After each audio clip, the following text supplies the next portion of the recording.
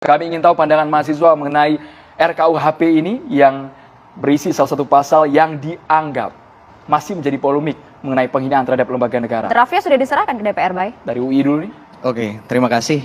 Sebelumnya izinkan saya membuka diskusi ini dengan satu kutipan dari guru saya, Prof. Boy, Prof. Marjono Reksodi Putro, salah satu ketua tim perumus pada waktu itu sebelum beliau wafat begitu. Beliau mengatakan seperti itu, seperti ini. Dengan mempertimbangkan perkembangan nilai-nilai sosial dasar, fundamental social values dalam masyarakat demokratik yang modern, maka delik penghinaan tidak boleh lagi digunakan untuk menghambat kritik dan protes terhadap kebijakan pemerintah pusat maupun daerah, maupun pejabat-pejabat pemerintahan pusat dan daerah. Begitu sekiranya kutipan dari Prof. Boy, salah satu guru besar di Universitas Indonesia yang juga merupakan ketua tim perumus RKUHP pada waktu itu. Nah, di sini yang kemudian menjadi menarik adalah di draft terbaru tanggal 9 November yang kemudian tersebar begitu ya di media sosial. Ternyata masih terdapat pasal-pasal terkait dengan penghinaan yang akan menghambat kritik dan protes kita kepada para pemangku kebijakan. Bagi saya, ini ironis sekali. Kenapa? Karena hari ini kita dihadapkan dengan aparatur-aparatur negara yang sebenarnya secara kepercayaan publik menurut saya sudah menurun. Gitu. Jadi misalnya seperti tadi disebutkan ya masih ada pasal-pasal penghinaan begitu ya terhadap lembaga negara seperti kejaksaan, DPR maupun Polri begitu.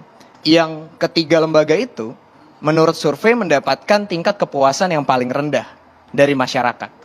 Nah, apakah kemudian saat kita mencoba memberikan kritik kepada pemerintahan, kepada lembaga-lembaga negara yang kemudian tadi masih memiliki kepercayaan yang rendah, saat itu kemudian dibilang sebagai penghinaan, maka akan dipidana. Nah, ini kan yang pada akhirnya kita mengkhianati semangat reformasi kita untuk kembali ke pasal kolonial. Karena begini, pasal-pasal penghinaan itu yang saya pahami dan saya pelajari, ini memang warisan kolonial. Sedangkan semangat dari RKUHP kita adalah dekolonialisasi. Saat kita ingin lepas dari belenggu dari watak-watak kolonial, tapi kita masih mempertahankan watak-watak kolonial di situ, maka kita perlu mempertanyakan, apakah hari ini kita sedang dijajah oleh bangsa kita sendiri? Itu yang menurut saya menjadi menarik dalam pembahasan ini. Dan yang kedua misalnya, masih ditetapkan juga begitu ya, dituliskan tentang penyerangan harkat dan martabat presiden, begitu.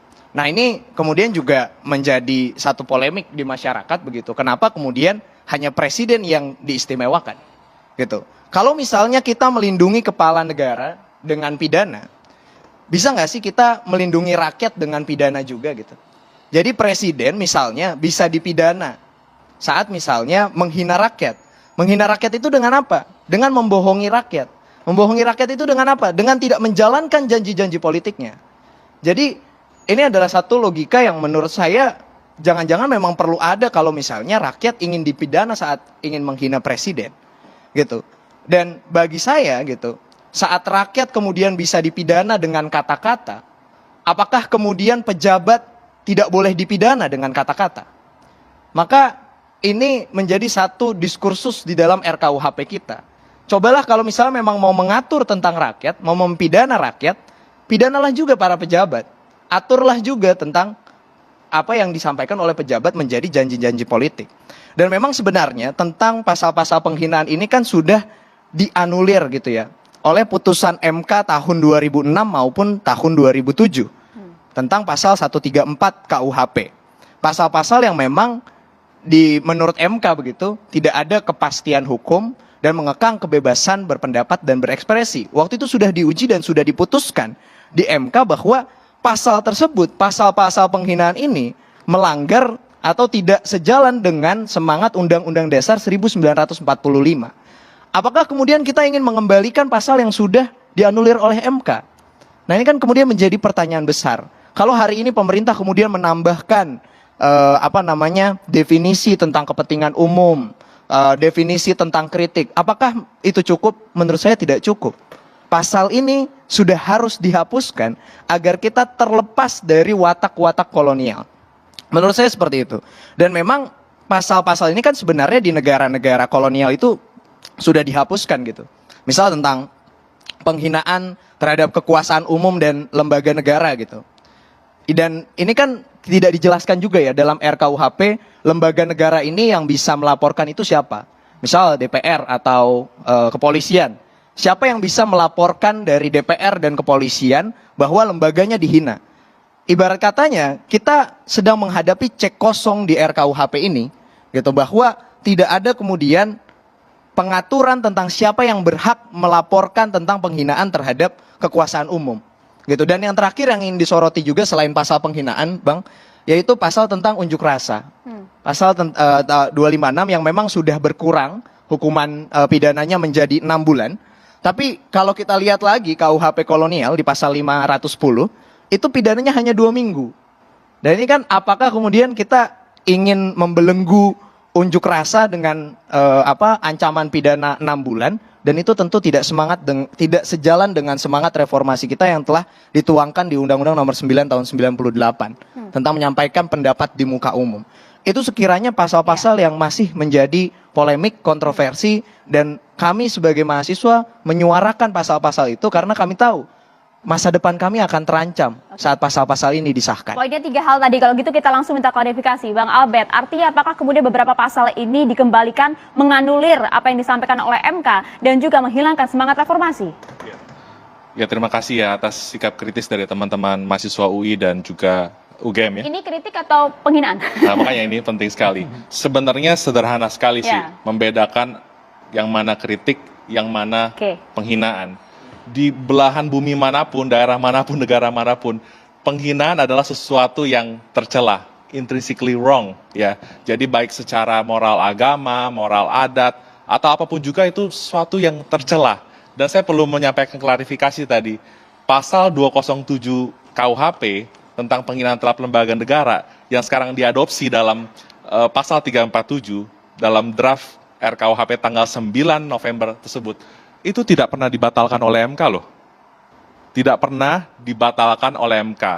Nah, justru dengan mengusung semangat dekolonisasi, tim perumus RKUHP itu mengatur ketentuan tersebut secara soft sekali dan menjadikannya delik aduan. Nah, ini memang kan menjadi trio pasal yang selalu dikritisi teman-teman. Tapi malam hari ini setelah diskusi panjang sama Bayu, sama Khalid juga ya, sama Khalid belum pernah ketemu, sama Bayu sering banget. Ternyata sayang sekali argumentasinya masih sama dengan diskusi-diskusi yang lalu. Nah, kalau Diskusi dibandingkan baru mulai, Pak Albert, belum panjang ini. Oh, diskusinya. bukan. Kalau gitu apa yang membedakan antara diskusi yang sebelumnya Saya dan membedakan, saat ini? membedakan gini, sebentar. MK-nya sedikit. Saya belum selesai sebentar. Ini belum selesai nih. Bahwa Tar di dulu sebentar. putusan MK Jadi, itu menyatakan bahwa RUU KUHP pidana yang merupakan upaya Oke, pembaruan KUHP pidana warisan kolonial juga harus tidak lagi memuat pasal-pasal yang isinya sama atau mirip dengan pasal 134, pasal 136 dan pasal 137. Nah, ini kan menarik jelas, nih. menganulir Ini menarik. Saya baca betul, saya persis teliti putusan MK tersebut. Yang dimaksud oleh Bayu tadi adalah putusan MK nomor 13, 22 dan 2006, betul ya? Nah, 1 tahun setelahnya ada putusan MK nomor 6 tahun 2007 tentang pengujian pasal 154 KUHP. Dalam pertimbangan hukumnya MK mengutip sama persis, tetapi dalam paragraf terakhir MK bilang, kalau penyusunannya itu sudah berubah, misalnya jadi dari delik formil menjadi delik material, itu adalah salah satu bentuk perumusan delik yang demokratis. Jadi MK sebagai the interpreter of constitution, the guardian of constitution menyatakan bahwa perumusan yang berbeda tersebut memberikan daya beda juga antara KUHP peninggalan Belanda dan juga KUHP yang saat ini dirumuskan.